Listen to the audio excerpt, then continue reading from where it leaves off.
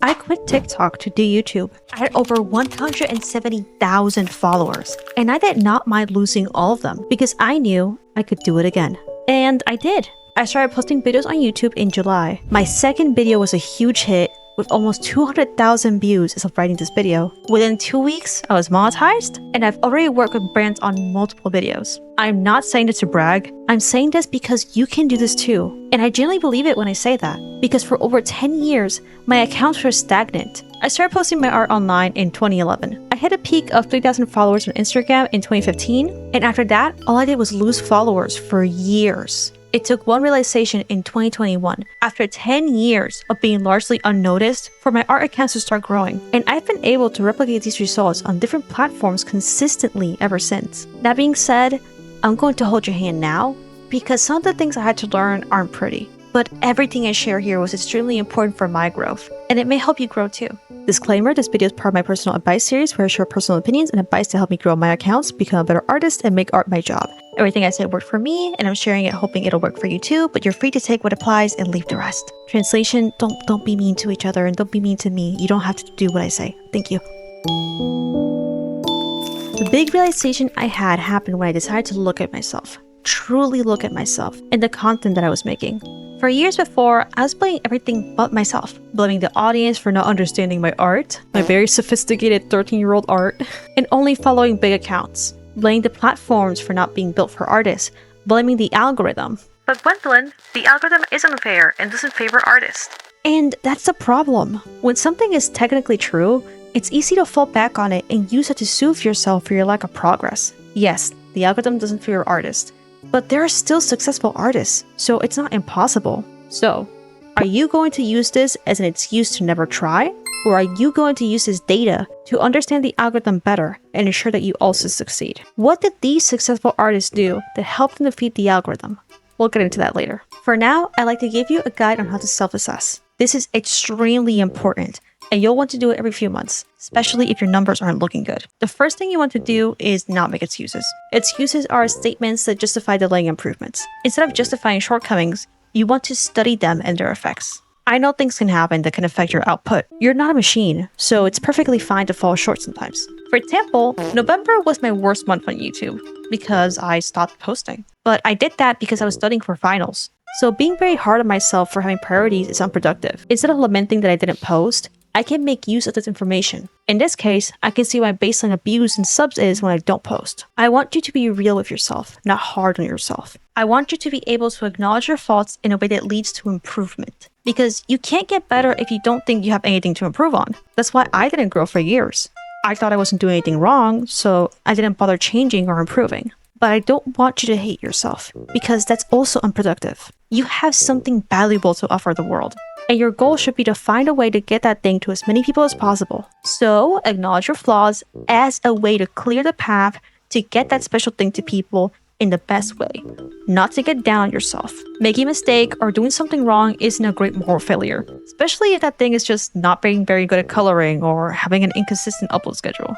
Acknowledge it, remember your strengths, and correct that thing with excitement and curiosity. You are not a failure, you're a work in progress. And you are still worth loving and supporting, even if you're not in your final stage. People actually love supporting people as they improve and grow. So don't feel shame when you notice your flaws. See every shortcoming as information and use it to achieve your goals. I'm not telling you to put off your social media presence until you're perfect. If you do that, you'll never post. I'm simply encouraging you to assess yourself with honesty and constantly work on yourself. I made a self-assessment guide that you can follow. Step 1, establish your goal. Find what your thing is and make sure to always have that in the back of your mind. Let's say you want to be someone who's known for their original characters. Step 2, analyze your content. Let's say this is your account. You post a lot of random stuff. Some speed paint, some rant videos, some memes. You post your OCs sometimes, but you don't share any of their lore. Step 3, determine if it aligns with your goals. A good way of doing this is to put yourself in the position of your ideal viewer. If I wanted to follow someone because of their cool original characters, would I have liked this account? Being honest, no. You don't even post your OC's lore, so no one can connect with them or get to know them. And finally, the last step will depend on whether or not your account aligns with your goals. If it doesn't, correct course. You want to be an OC account? Start posting your OCs. Post your lore. make them participate in trends, make people an active part of their story. It sounds silly, but sometimes hearing it out loud is what makes it click for some people. Don't just be the kind of content creator you want to be, but be the kind of content creator you want to follow. Make content that you like watching, and put in an effort instead of just posting whatever. Fake it till you make it is real and huge. Pretend and assume that people will care, and eventually they will. And if your account is aligned with your goals, but the numbers still aren't there, then stay tuned and follow my guide on content strategy and market research. But before that, there's another important mindset shift you need to make, or an aspect of this business that you need to understand. For the sake of your mental health, please consider keeping you, the artist, and you, the art content creator, separate. Art is a very personal thing. It is already hard to put it out there in the world. And for many of us, it is an escape or a form of therapy. I've seen artists talk about how they're scared that making art their business or that posting it will change their relationship with it. And I'm not going to lie to you, it will. This change doesn't have to be bad, but just understand that if you're serious about being an art content creator, your artistic process will change, because being a content creator and being an artist are two separate things. And you have to find a way to balance both in a way that works for you. In my case, I don't get to draw whatever I want as often anymore. Most of the time, if I draw something, it's either a commission or it's for these videos. I have to think about what my client wants or what I could draw to make you guys understand the lessons I'm teaching. This may sound sad to some of you, but I am happy that I can make others happy with my art or help people understand important art lessons. My process isn't drawing for myself in my projects anymore. Not all the time, at least. It's thinking about the things I've learned about the market, prioritizing my clients and my audience, and maximizing speed without sacrificing quality. It is different, but it isn't worse. You may find a new form of expression that may be just as enjoyable as drawing for yourself was. For you, this will depend on your content, of course, and your process may change less than mine did, but just understand that things will be different. Some of you may feel uncomfortable with the idea of making art in this structured, businessy way, and there's nothing wrong with that. If this is too uncomfortable, it may be a sign that having a really big online presence and business may not be for you. And I think it's best to come to this realization beforehand, because I have seen some of my peers blow up online and realize then that they aren't made for this life. And having this realization publicly can be messy and regrettable. It is a stressful situation if you aren't ready for it. So what I'm trying to do with this section is help you be ready. I don't want to scare you, I'm just trying to be real about it. I would hate for any of you to be unprepared for what having a really big audience truly entails. So I want you to be prepared. It doesn't have to be a terrible experience. Knowing exactly what it entails will make it easier for it to be a great experience, which is why I'm telling you these things. It's okay to want your art to be for you, but when you make content, it isn't just for you anymore. It's for the world, and the world will do whatever they want with it. I'm just being real here. I know it's not the nicest thing ever, but it's the truth. And I say this so that you are mindful of what you put out there, especially in this era of AI. My advice, if something is too personal and having people misinterpret it or critique it or even feed it to AI would hurt too much, don't post it. You can still have a balance between you, the artist, and you, the art content creator. I actually implore you to have this separation for the sake of your mental health. There's some art that I post, others I only share with friends, and some that are just for me. And it's very healthy for me.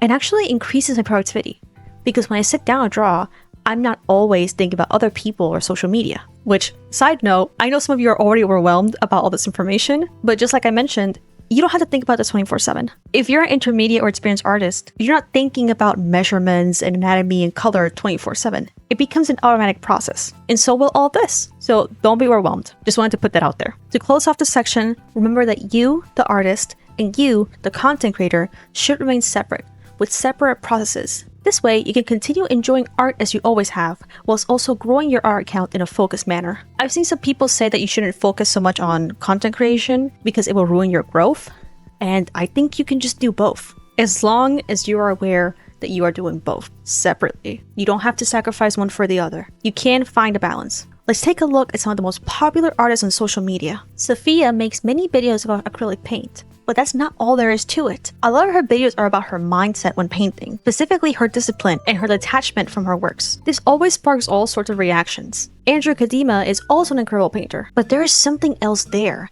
He integrates these interesting challenges that makes the viewer stay to see how he tackles the challenge. People are also drawn to his music choices and unique sense of humor. Camila Salinas makes these striking hyper-realistic paintings. Her young age and her usage of acrylic shocks viewers, and a lot of her videos feature deadlines, which makes people stay tuned to see whether or not she'll be able to finish in time.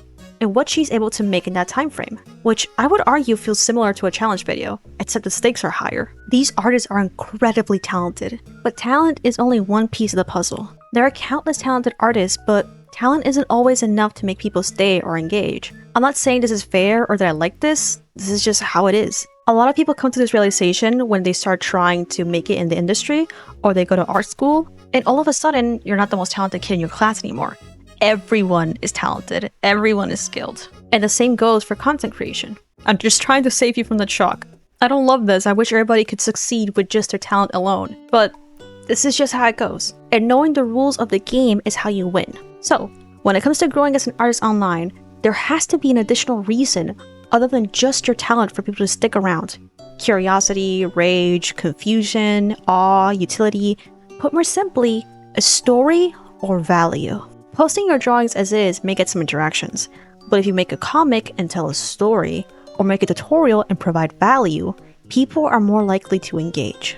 A speed paint is good, but a narrated speed paint is even better. Or maybe a story time over your speed paint. Posting your OC is fine, but telling people about them in a fun and creative way is even better. The simplest way to figure out a content strategy is to think, would I stop and comment on this video?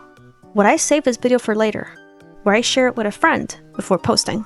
Let me put it another way. Your content is an offer you make to your viewers. In the intro, I mentioned that my second video blew up, and well, I knew it would, because I make a really enticing offer. If you give me 5 minutes of your time, I teach you how to draw anything. A lot of people were willing to take me up on that offer, because there's not much to lose. If I didn't deliver, they can just dislike the video and leave. But if I do, they gained a lot of value. And I did deliver, which is why that video did well. Let me be clear. I am not encouraging clickbait. I want you to make your content exciting and enticing. It's only clickbait if you don't deliver, so make sure you always do. Now, let's say my video is next to another video with a worse thumbnail, title, and it's longer. Most people are gonna click on this video, but maybe this video is better. I mean, it's longer, but it may not seem as enticing. This is why I say a talent isn't enough sometimes, not on social media. The person who packages their content in a more enticing way is probably going to grow faster than the person who makes amazing paintings but doesn't optimize their content strategy. It's sad, but it's true. Someone who posts a picture of an amazing painting is not going to have people linger on their post longer than someone who does that painting flipping trend where they take like 20 seconds to reveal their painting. I'm sure all of you guys watching hate that trend too, but the numbers don't lie. You don't have to do scummy things like that. I actually encourage you to not do these view-forming strategies, please. But you can learn a lot about what performs well. This works because people are curious about the end result. So find a cool and creative way to make people curious and stay until the end. I'll talk about this more in the next section. The kind of people you want to attract to your account will dictate your content strategy, along with what content you like making, of course. If you make a lot of trendy or fan art related content, then TikTok is a great platform for you. If you want to connect with other artists in the industry, usually these connections happen on Twitter or in formal art events in real life. And if that's your intention, then you'll want to have a portfolio website. Pitspa has partnered with me on this video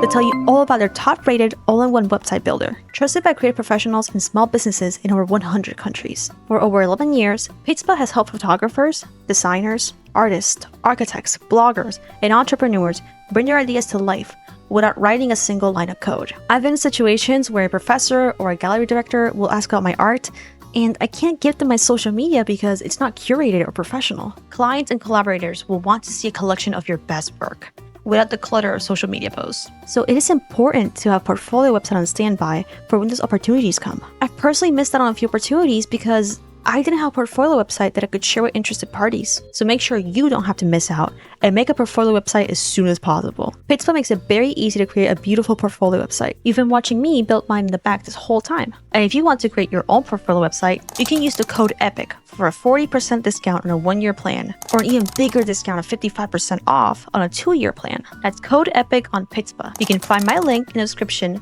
or try it out for free before you commit to a plan. Genuinely, guys, you will need a portfolio website if you're serious about art. Whether it is to show recruiters or to host information about commissions, a portfolio website is one of the first steps to becoming a true art professional. Thank you so much to Pitspa for sponsoring this video. So my wings have been off this whole time and none of you guys told me? Why didn't no one tell me? Your content strategy should be something that makes your unique voice easy for viewers to understand and engage with. even if this is the first time they're watching you. This can be as simple as structuring your content in a way that allows viewers to understand what your content is at a glance, or to give them an opportunity to participate or give an opinion. A speed paint on its own may not give people much to comment on, but if you post a speed paint and cite $200 commission, everyone will opine on it. I want you to think about how to use your voice in a way that allows people to participate and be excited about your content.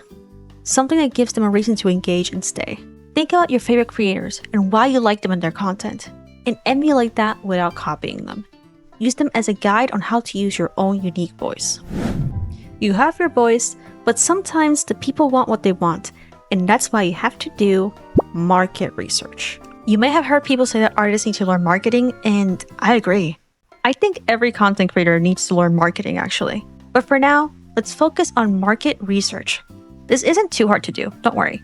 You can do this passively by just scrolling and watching content in your niche and taking note of what's popular and any gap in the market. Or more actively by making polls, asking questions, talking to the people in your community, or using external tools to see what performs well in your niche. This can be as simple as drawing a character from an anime that's trending, or as complicated as making a video about a niche issue that doesn't have many videos on it. I'll use myself as an example again. I make art tutorials, which isn't niche at all, but I try to approach them in a way that is simple enough to where the most amount of people possible can understand. And people really like my approach. I've managed to differentiate myself in the market with my teaching methods. You must find out what you can differentiate yourself with. Maybe it's your art style, or your teaching style, or you're the only person talking about a certain topic. But you must make sure there's a demand for what you're offering. You may not know what that is yet, and that's okay. But when you find it, embrace it, nurture it, and be proud of it. Here's some steps to summarize what you should do. Step 1. Understand the space. What kind of content do people in your niche like? What always performs well? And most importantly, what gets people talking? Step 2. Identify gaps. What is something that no one or not many people are doing? Can you do that? Step 3. Identify wants. Do people want to see this topic? Do people want to talk about it? Sometimes gap exists because people simply aren't interested in the topic. But if you're interested in it, there's a good chance others are too. So don't worry too much about it, but keep it in mind. Step 4. Differentiate yourself. Formulas work. Attention-grabbing sounds and graphics all work for sure. But what will make people remember you is if you can grab their attention in a different way. Offer something that is different to others. That way people can only get that from you. Again, this does not have to be super complicated. It could just be your unique art style or your OCs, and they can only get more of your art from you. Using this process will ensure that you have a higher hit rate, so you make more good content instead of making a lot of content and hoping that something lands. I also want to briefly talk about your audience. Your audience votes with their attention on what they want to see. They may also comment something to persuade you to change your content. Sometimes it's a helpful critique. Recently, I had a commenter tell me that the way that I read my scripts was very unnatural and distracting. And I took that to heart and I practice how I speak. And sometimes it's a hate comment. I'm not going to share any examples, but anyone who assumes that you are malicious, calls you awful names, or provokes people in your audience aren't people you should listen to and keep around. You'll want to find a good balance between listening to your audience and sticking to your voice. A lot of people that really love your content don't even comment, and sometimes one comment shouldn't overrule 1,000 silent viewers that left a like. For example, I made a video recently, and on that same video, I had a few comments that said that it wasn't beginner friendly, and others that said that it was too basic and I didn't learn anything. The video can't be both things at once, so it isn't a problem with the video, it's just that it wasn't what those specific viewers were looking for. And that's fine. Plus, the video has thousands of likes and positive comments, so the majority of people found it helpful. With this information, I concluded that the video is just fine, and it's normal that a few people didn't connect with it. It's like when the big Let's Play boom was happening in the early 2010s. A lot of people didn't understand it, but a lot of people did. People that wanted those creators to stop doing Let's Plays weren't their audience. So if you try to cater to people who aren't your audience, you will lose the people that follow you for who you are and what you do. That being said, a lot of those creators evolve into different niches, and that's fine too. That's good and healthy, actually. You shouldn't trap yourself because you're afraid of disappointing your viewers. Your viewers are people too. They'll understand and keep supporting you, or they'll move on to somebody else. Maintaining your audience is great, but don't sacrifice your mental health for it. I will talk about this a little bit later. You won't please everyone, so don't drive yourself crazy trying to, because it may actually backfire and not only make your content worse, but dull your voice. Focus on finding your people who understand what you're doing and who will support your journey by encouraging your strengths and giving you productive and respectful feedback that aligns with your voice and your goals. You don't want to create an echo chamber, but you should know exactly what you bring to the table and confidently stick by it. This can be as simple as if you draw in an anime style and someone leaves a comment saying that you're wasting your talent by drawing in an anime style, you're free to disregard them because they're not your intended audience. I know what I'm teaching is valuable because it helped me grow. So I know it works and you guys connect with it. So a few hate comments aren't going to deter me, but your genuine feedback matters and I will listen to it. So if someone says your art style is ugly, that's something you shouldn't listen to. But if a lot of people say that your mic quality is distracting or that the text you put on screen fades away too quickly, they're just trying to help. So when you make your content, you aren't trying to please everyone on earth. You can't do that. That's impossible. You're trying to find an effective way to reach your audience, people who want what you're offering and who enjoy your unique voice. If you have a hard time with hate comments, you may want to talk to a friend who will keep you grounded and tell you how it is. Not a yes man who will go along with anything you say, but someone who knows who you are and what your intentions are, who will be able to give you a valuable second opinion. Your market research shouldn't be about morphing yourself into who social media rewards the most, but finding where you and your unique voice fits in and how you can amplify it in the most effective way. I hope this all made sense. Basically, don't be too hard on yourself if people don't like your content, because some people won't. And not everybody will be nice about how they say it. But not everybody that has a critique is being mean or hateful. Know what you bring to the table, listen to your people, and don't let the hate get to you. Just be sure that you can tell apart critique and hate. And finally, I want to talk about discipline. You have to be able to hold yourself accountable and follow a schedule. If you have one good post and never follow up on it, I'm still holding your hand. People will forget about you. But don't go crazy and burn yourself out. I've gone through periods of hyperproductivity followed up by some serious burnout. Just look at my Trello. Despite everything, I deliver every commission. Don't play with me. But you want to foster a healthy relationship with your content. One video every month is better than 5 videos in 1 month, followed by 5 months of silence. Everything I shared may sound stressful, but it doesn't have to be. You just need to know exactly what you want to do. Make a game plan and work on it consistently. Thinking about something isn't the same as doing it. Watching this video isn't going to magically make your account grow unless you apply what I've taught you. And also, when it comes to putting your work out there, you have to truly believe in it. If you truly believe what you're putting out there is cool and valuable, there will be others that will connect with your work. Whatever you post with the idea that many people will love it, but without the expectation that they will. This way you aren't demotivated if it doesn't perform well, because not all your posts will do well, and you aren't owed people's attention. You must earn it. So don't be discouraged and keep trying. For example, I made this video. I love this video. Most people didn't even click on it. I must have packaged it wrong, maybe people didn't care about what I was talking about. It's too different from my other content, but I love this video. This video is fun, this video is funny, and the few people that did watch it really liked it. So this video doing really badly didn't hurt me because I'm not owed any amount of attention. And my enjoyment of my artistic process isn't directly tied to how many people view a video or how many interactions I get. Like I mentioned before, I'll analyze my mistakes and use that to make my next video better, but I have no negative feelings towards this video and how it performed. I know not being noticed is very hard. I know it might feel weird to have to switch up your content in a way that is so businessy and impersonal, but it doesn't have to be that way. And you don't have to change who you are. All you're trying to do is reach people. And make sure you can do that in the healthiest way that isn't going to hurt you or stunt your growth. At the end of the day, people just want to connect with someone that's real. So if you just post your art and you're just yourself, you will find your people. But everything I've taught you will help accelerate the process a little bit because you're optimizing your content to what does well in the algorithm. This isn't a thing that you're required to do, and you're not doing anything wrong if you're not doing what I told you. But if you're not reaching anybody, try out my tips. And speaking of my tips, I'm going to recap everything I've taught you and give you a game plan to earn and retain people's attention. Step 1, have a goal. Know exactly what you're offering to people. Whether it's your unique art style, an interesting subject matter, the stories you're telling, you must know what you're bringing to the table and lean into it. This is who you are, something your audience can't get anywhere else. If you don't know what this is yet, that's okay. It doesn't mean you can't post yet, but try to find out what it is. Again, the answer can be as simple as you having a unique art style or original character people like, as long as it's something that only you can give to others, or that you can give to others in a unique way. When you find your thing, own it. Step 2, self-assess. Improve where you're lacking and reinforce what you're good at. Don't get down on yourself. Saying, I'm bad at anatomy is a perfectly valid self-assessment, as long as the next words out of your mouth is, I'm going to focus on improving it.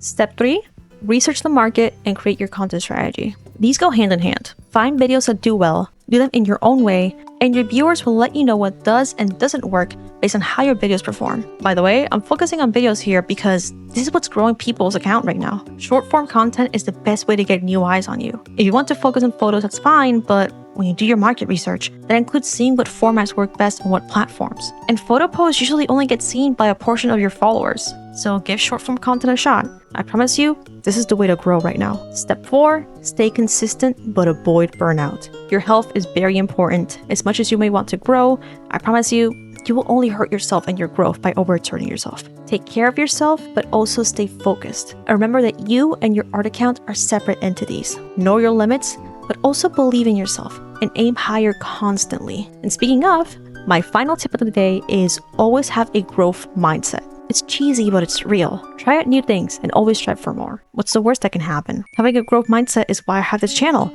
and I get to work with brands like Pitspa. This can be you, and I truly believe this. And I hope you believe it too. There is enough space for all of us in this community to succeed, believe me. You just have to try. And not try once, try every single day.